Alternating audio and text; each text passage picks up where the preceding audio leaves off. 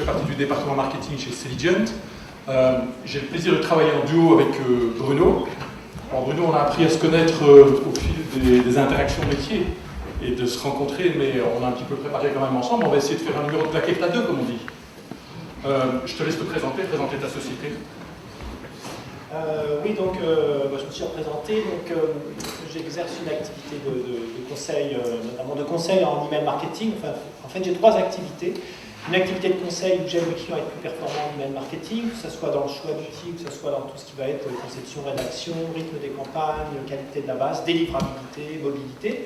J'ai aussi une activité de formation. J'ai un cycle de formation qui s'appelle Email Academy, dans lequel maintenant, pour 2014, il y aura 7 modules. Et puis, je fais une étude comparative des outils de gestion de campagne d'email marketing. La dernière est sortie en novembre 2011 sur 7 email service provider, enfin routeurs email, dont certains sont dans la salle. Et puis j'anime un blog qui s'appelle Client sur Mail, dans lequel j'ai écrit un article à peu près une fois par semaine sur l'actualité, les bonnes pratiques autour du ICRM et de l'email marketing. Simplement un petit mot pour que vous compreniez un peu qui est Celigent. On est des éditeurs de solutions logicielles.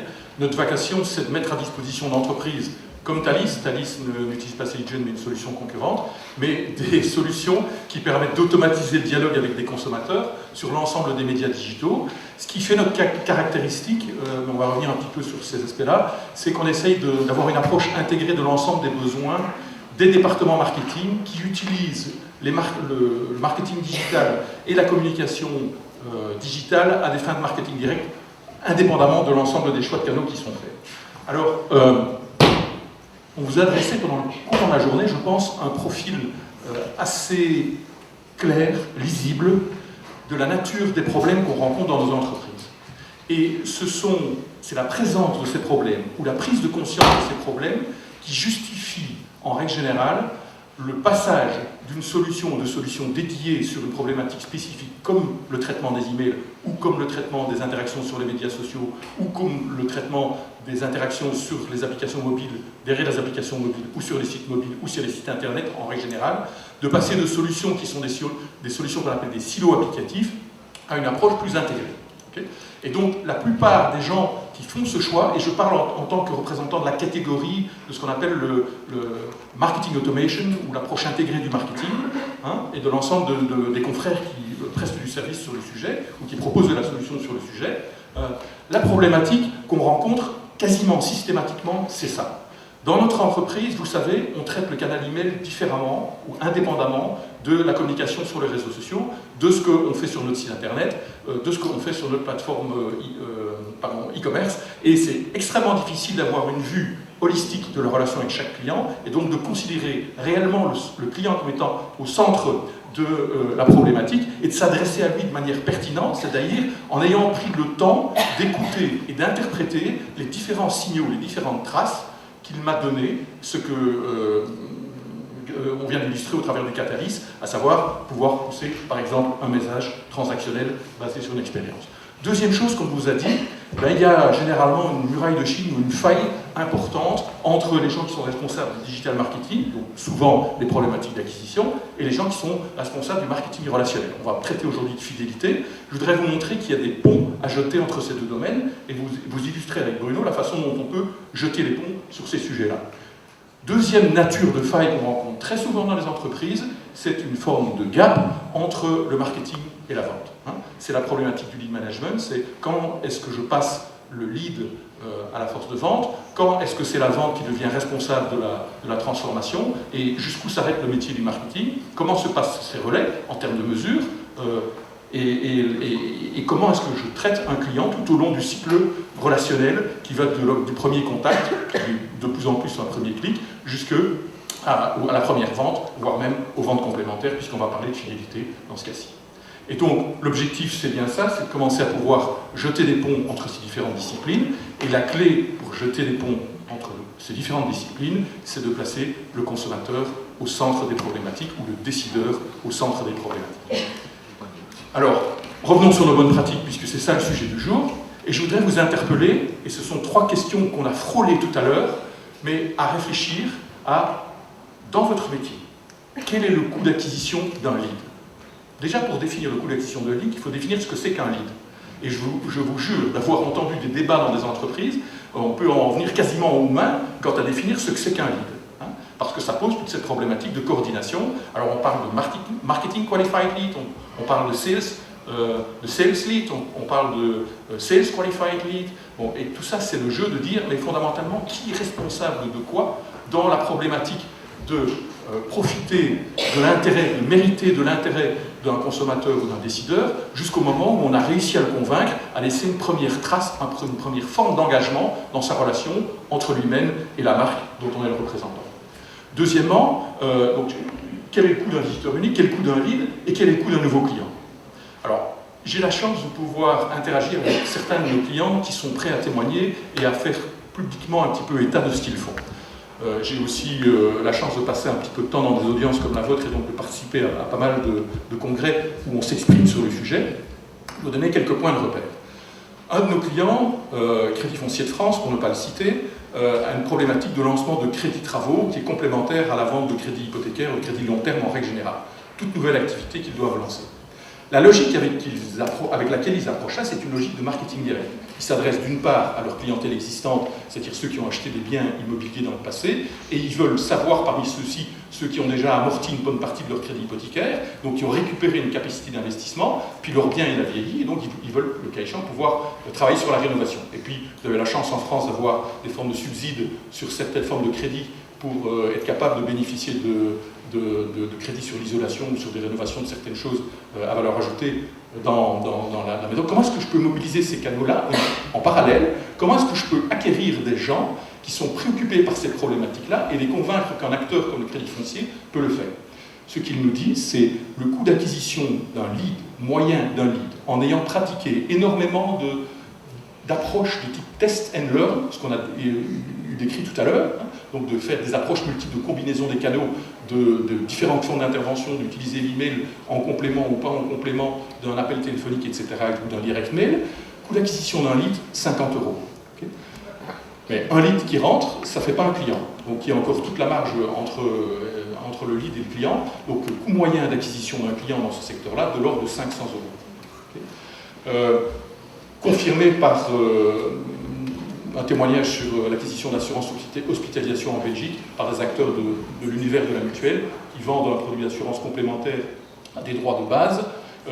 On est dans le même genre de logique là. Donc réfléchissez-vous dans votre métier, quel est le coût d'acquisition d'un client, quel est le coût d'acquisition d'un lead, simplement parce que vous allez être confronté à cette réflexion-là.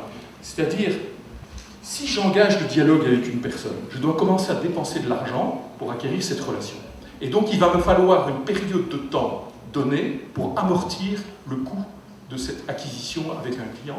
Et deuxièmement, avant de reconstruire ma rentabilité, peu importe la forme de la courbe telle qu'elle soit prise, ici c'est une moyenne, donc ça peut être une progression régulière, ça pourrait être une progression par palier en règle générale, ça veut dire que je dois avoir une vision, et on a utilisé le terme tout à l'heure, de ce qu'on appelle la lifetime value d'un client. Et aujourd'hui, effectivement, les acteurs les plus matures ne se préoccupent, ou mettent en relation le coût d'acquisition d'un nouveau client ou d'un nouveau lead par rapport à sa lifetime value, et pour eux, la fidélisation commence dès le moment où ils ont reçu la première permission de la part d'un consommateur. C'est-à-dire le moment où un consommateur a accepté de leur confier une adresse email ou un opt-in sur un canal, un opt-in email, ou le fait de faire un Facebook Connect. Donc ils ont donné un morceau de leur confiance. C'est là que commence pour eux la problématique de la fidélisation, parce qu'ils savent qu'ils sont en train de tracer un trajet sur l'axe du temps et par rapport auquel il faudra, dans beaucoup de cas, et vous imaginez dans le secteur du crédit à la rénovation, le temps qu'il faut pour amortir le fait d'avoir dépensé de l'ordre de 500 € pour acquérir un nouveau client. Donc voilà ce petit aspect-là extrêmement important. Donc réfléchissez à cette problématique de comment est-ce que je peux faire dans mon métier pour essayer de matérialiser dans la relation avec chaque personne que je connais en base, quel est l'état dans lequel elle se trouve par rapport à la relation avec mon entreprise, avec ma marque. J'ai mérité leur attention, ils m'ont fait confiance, c'est la logique du permission marketing tel que l'a décrit Seth Godin. Okay. J'ai réussi à conserver leur attention grâce à la pertinence de mes messages, de la conception de mes messages. J'ai déclenché un premier clic, c'est-à-dire que j'ai engagé le dialogue avec eux. Ils m'ont déjà donné de l'information puisque aujourd'hui les consommateurs sont de plus en plus avertis et ils savent pertinemment bien qu'en cliquant sur quelque chose, ils vous donnent un morceau d'information complémentaire quant à ce qu'ils font, quant à ce qu'ils recherchent. Ils s'attendent d'ailleurs que les marques les plus matures utilisent à bon escient cette information, et puis d'engager ce client pour en faire, in fine, un client actif, et puis développer la relation avec lui. Alors, quel type de relation, quel type de données collectées? Je l'ai fait sous forme d'un tableau. Je ne vais pas le parcourir avec vous maintenant. Si vous voulez les slides, vous les demandez à Bruno, on vous les envoie, ou on vous en donne des ordinateurs, on vous les envoie. Ce qui est simplement important, c'est que on a beau collecter de l'information, il faut la rendre actionnable, et il faut la rendre interprétable pour nous qui sommes des marketeurs, qui ne sont pas des spécialistes du traitement de la donnée en termes de statistiques. Et les meilleures méthodes qu'on ait trouvées en la matière, et qui restent complètement valides, et qui apportent une valeur ajoutée extrêmement importante, c'est le fameux modèle de la récence, fréquence, montant, et quand on est dans l'univers du web, on parle du temps. Okay. Obtenir de la part d'un consommateur du temps, on a parlé tout à l'heure, vous avez très peu de temps pour le convaincre, donc multiplier les clics, faire multiplier les clics par un internaute, allonger le temps qu'il consacre à votre contenu, c'est développer quelque part la confiance qu'il a par rapport à votre marque, et c'est donc l'engager par rapport à ce que vous souhaitez faire avec lui dans le temps. Et donc, on voit que ce qu'on est important d'être capable de monitorer et d'agréger au niveau de chaque individu en base, c'est combien de fois je l'ai sollicité et sur quel objectif, quelles sont les réactions que j'ai réussi à obtenir de ces sollicitations en termes de visite, en termes d'ouverture, en termes de clic, quelles sont les permissions qu'il m'a données, les opt-in. Okay. Une des pratiques vraiment à retenir de ce qu'on a entendu tout à l'heure, c'est ce qu'on appelle les centres de préférence, c'est-à-dire qu'aujourd'hui, la plupart des acteurs, quand ils mettent un lien d'opt-out, ils vous envoient opt-out et puis c'est terminé, vous avez perdu la relation. Okay.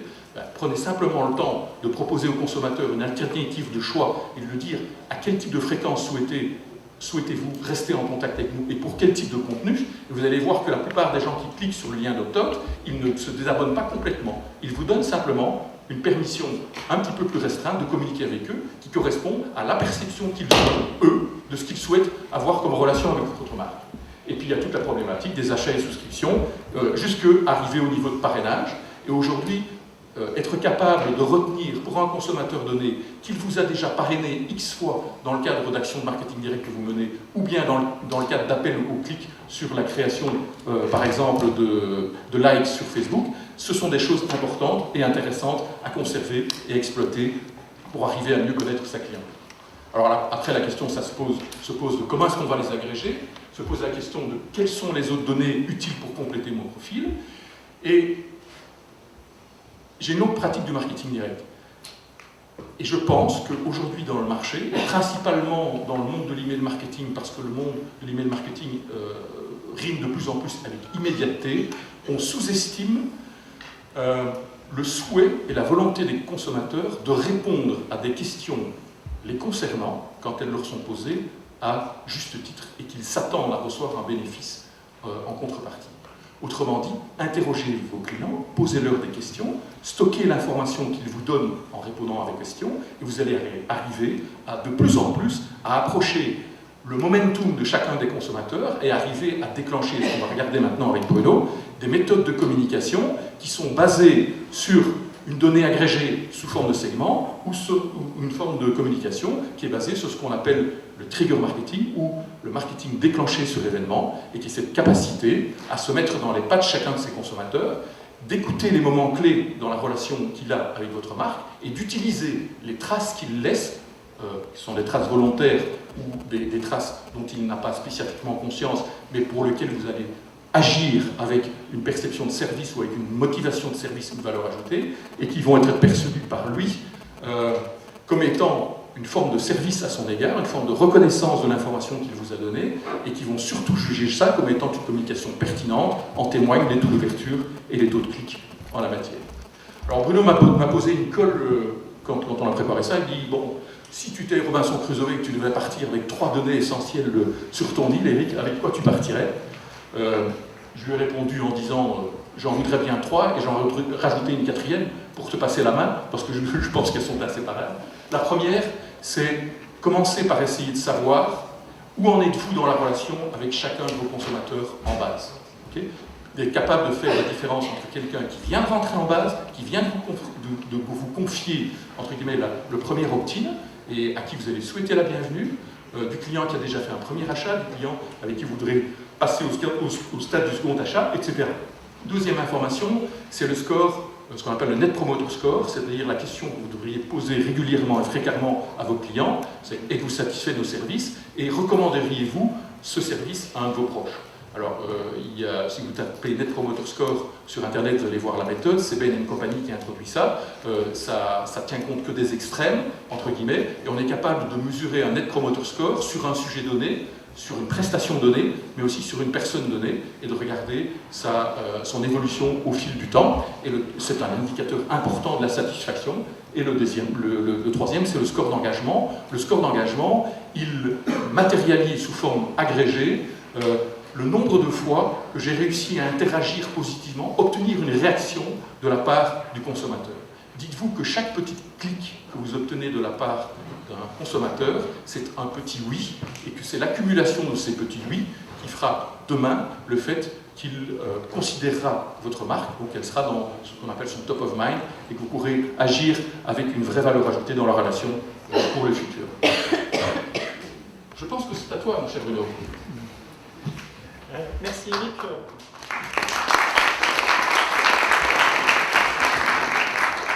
Cette introduction plutôt stratégique. Donc moi je vais vous détailler comment ça peut se concrétiser d'un point de vue opérationnel, tactique, tout ce que Eric vous a décrit d'un point de vue stratégique.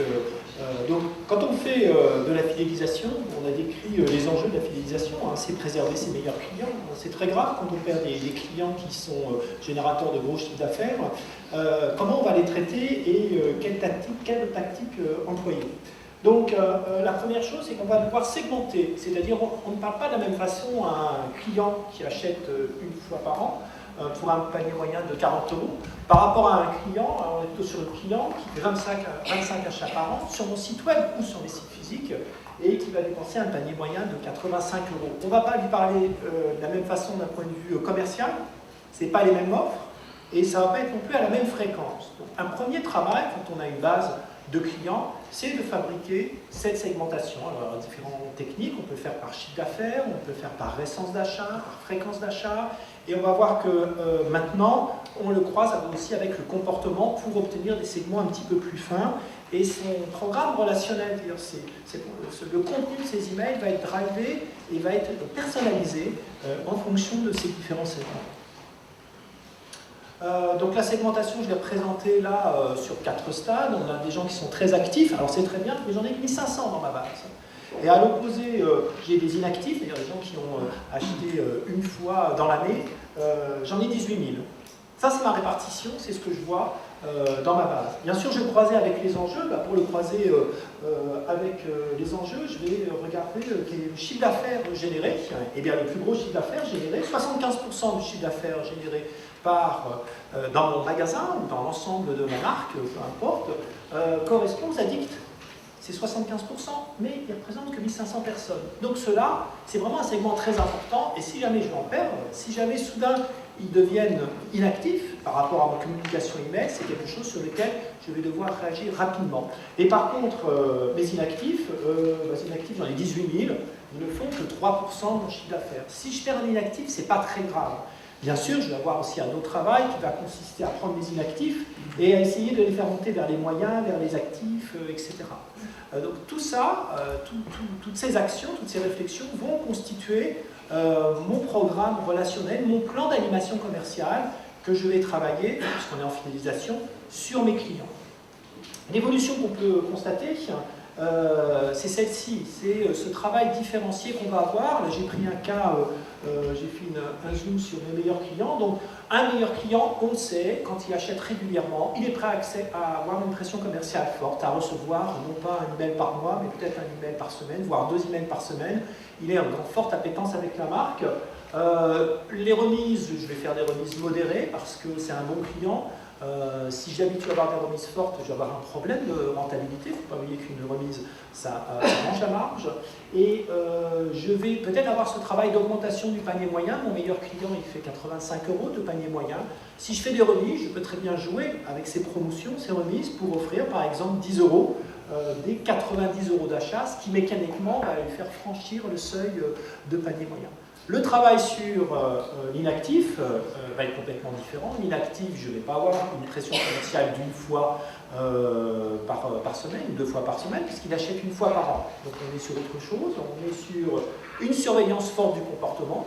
Est-ce qu'il vient visiter? Est-ce qu'il visite sur mon site? Est-ce que j'ai des informations lui permettant d'envoyer des emails automatiques? Ce que je vais voir un petit peu plus loin.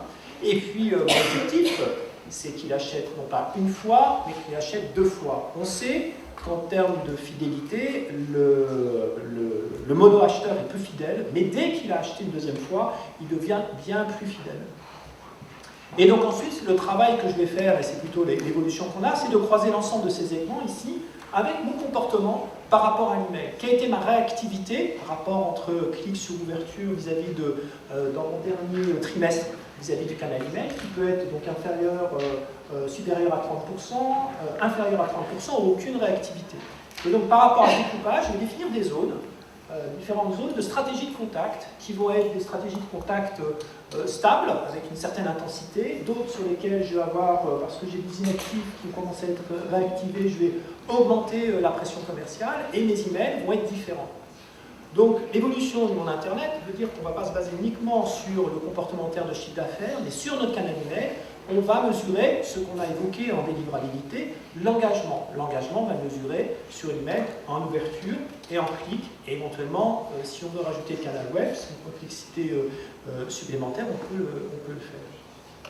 Donc exemple là d'un segment stratégie de contact qui va, l'objectif est de réveiller mes inactifs sur un email de la Redoute sur lequel on dit Monsieur Florence, ça fait longtemps, ça fait plus de X mois qu'on ne vous a pas vu et vous avez acheté chez nous, on a le plaisir de vous offrir 3 promotions exceptionnelles valables jusqu'à telle date, moins 40, moins 25, moins 20, et grâce à ça on va réactiver des gens qui n'achetaient plus ou qui n'achetaient plus à une fréquence suffisante. Ça, c'est les premiers moyens qu'on a dans notre programme relationnel de fidélité. Le deuxième, c'est les campagnes automatiques, les campagnes déclenchées, ce qu'on appelle trigger marketing, qui ont un intérêt fort, c'est qu'en termes de pression commerciale ressentie, elles sont plutôt faibles. Elles consistent à confier à une machine automatique qu'on va programmer, donc à un robot, l'envoi de ses emails. Donc, quand on fait du campaigning, quand on fait des campagnes classiques, la première question qu'on se pose, c'est quelle est ma cible? Donc je vais aller voir dans ma base, je vais sélectionner tous les gens qui achètent régulièrement, qui habitent en région parisienne, etc. Et puis je vais mettre quel message et quand envoyer. Dans le trigger, ce n'est pas la cible qui nous intéresse, c'est on va chercher le moment. Quels sont les moments pertinents où je peux communiquer de façon automatique? On va regarder le cycle de vie du produit. On a des produits dont on sait que le cycle de vie est plus ou moins court, et on va identifier que par exemple, quand j'achète une ramée de papier, quand j'ai acheté ce que j'appelle Welcome Office, je sais qu'une ramée de papier achetée par une profession de consultant indépendant, ça dure 3 mois. Et au bout de 3 mois, s'il n'a pas racheté, je vais lui faire un email de relance, etc. Donc ça, c'est la connaissance produit dans laquelle on va investir. Et puis, il peut y avoir de la connaissance client aussi, sur lesquels vous allez pouvoir déclencher des moments, des triggers. Alors, les triggers, ils sont intéressants au sens où c'est des faibles volumes. En termes de délivrabilité, ça passe très bien. Les taux de clic sont importants. Ils sont automatiques. C'est reposant pour les marketeurs, puisque ça tourne automatiquement. Fort ouverture. Et en général, le chiffre d'affaires par email envoyé est assez élevé. Je vous présente les 5 triggers les plus classiques, ceux que je rencontre le plus couramment chez mes clients. Premier trigger, l'email anniversaire. C'est celui qui génère le plus de chiffre d'affaires. C'est un truc idiot. Souhaitez l'anniversaire, ça marche très bien. Vous n'avez pas la date d'anniversaire, souhaitez l'anniversaire du premier achat, de la première rencontre, quelque chose.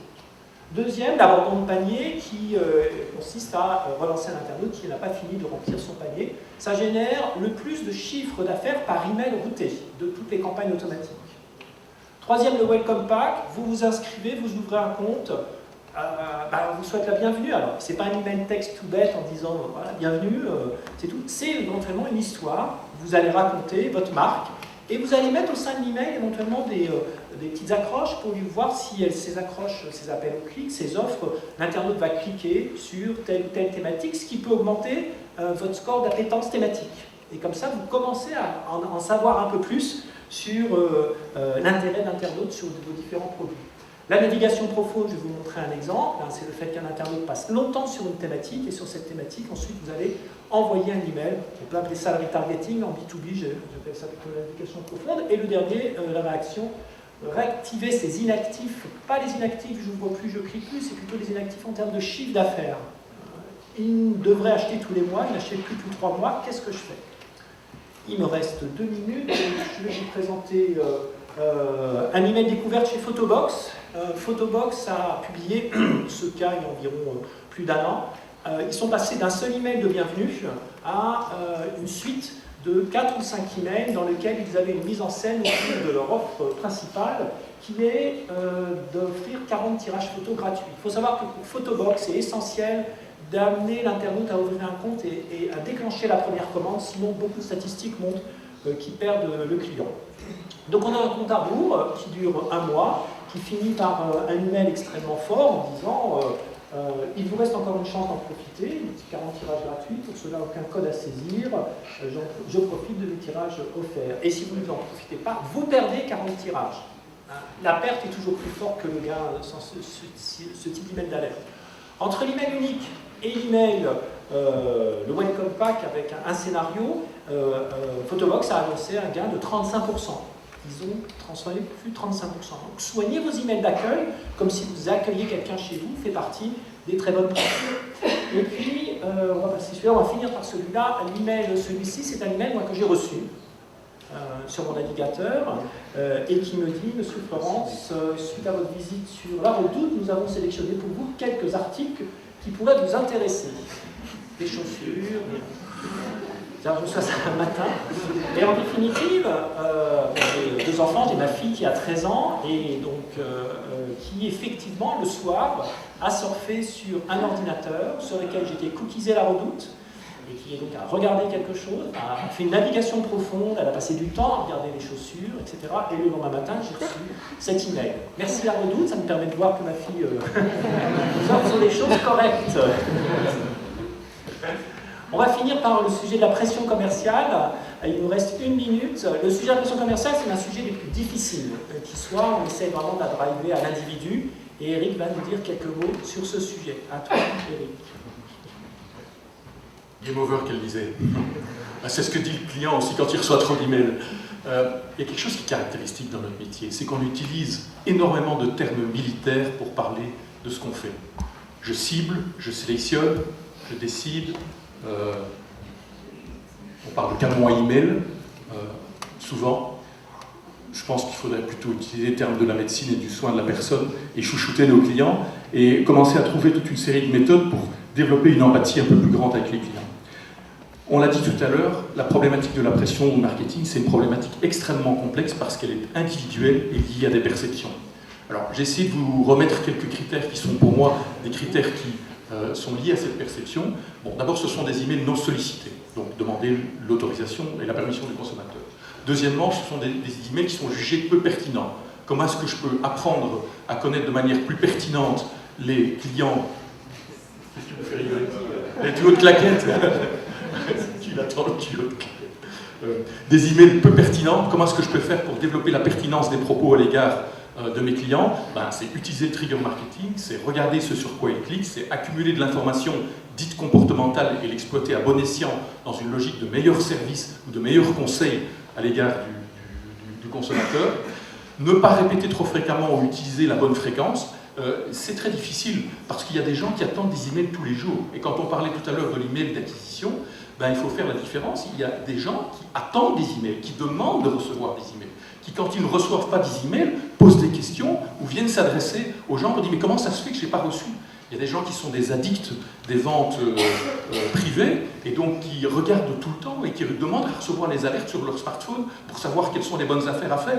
Donc, je veux dire, ayez une approche segmentée, on en a parlé tout à l'heure, mais respectez la nature du mandat ou de la permission qui vous est donnée par vos clients et sans perception d'un bénéfice potentiel immédiat. C'est ça qu'il faut essayer de démontrer. C'est dire au client, tu m'as donné de l'information, ben voilà le bénéfice que tu vas pouvoir en retirer.